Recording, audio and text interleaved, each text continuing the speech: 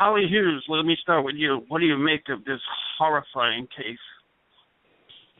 Well, the one thing that stands out to me is what one of your commentators said was it's amateur hour. Right. This was not very well planned out. He left his DNA at the scene. I mean, come on, King. Anybody who watches TV, CSI, knows you don't leave your saliva laying around on a piece of food. So he is placed in that house at the time that the family is being held hostage. So, we heard from the Domino's folks. They said, at this time, we dropped off this pizza. That is at a time when those folks are being held hostage. Nobody else has seen them, and he has now been firmly placed there.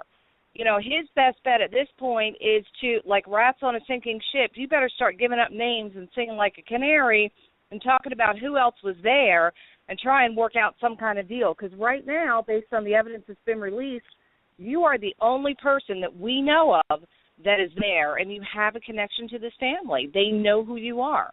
So the killing of them so they can't identify you to a criminal mind makes perfect sense. Absolutely, I totally agree. Anne, what's your take on this case? Well, I agree with Holly, of course. And, this case is just beyond horrific. He's just lucky they don't have the death penalty in the District of Columbia. To kill a child that way, to burn him alive, and then have them go through, 16 hours, of being held hostage, that fear and the desperation, especially, of the father to save his family, trying desperately to get the money and do anything he can. And, of course, they remained silent throughout all of that as people came to the door. There was more than one person that came to the door other than the pizza delivery man. So it's just beyond horrific. And I do think that the DNA was just, pay dirt. The fact that he ordered pizza, when he's holding people hostage and intends to kill them, and then he gets, basically hung by that. I mean, he's so absolutely, insanely stupid. It's just hard to believe.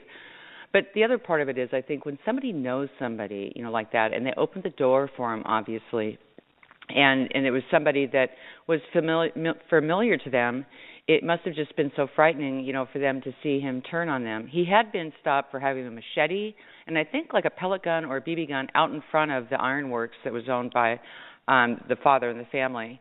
And the fact is, he thought, and we've seen this in other cases, they think, oh, he must have a ton of money. We're going to get the money. Maybe he's got the safe. We'll get the money out of the bank. And so, it was very premeditated. There's just no question about it. And maybe he'll sing about others, but he sounds like a royal jerk and somebody that's had quite a personality disorder and problem for at least a decade with other criminality. And Holly, to execute a kid like that at 10 years old, that is just gut-wrenching, even as a defense attorney that you are, right? Well, absolutely. I mean, you can't justify this. And like Annie pointed out, there's no death penalty, which at this point is the only positive for him, is that the state is not going to get the opportunity to execute him because he burned the child alive. And that kind of pain and that kind of disregard for human life, I mean, there's just no saving you. You're a straight-up psychopath.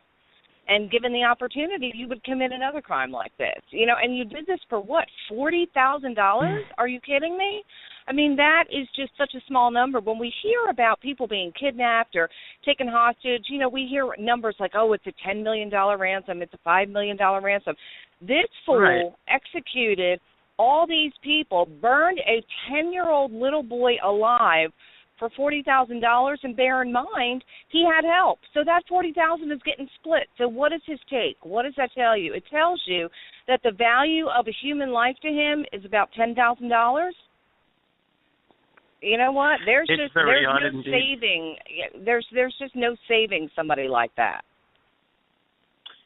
Very hard to hear story, and the money you pointed out, $40,000, is just very low to do what he did, allegedly, of course. But it's just a sickening story. I hope he gets justice. The next story I wanted to.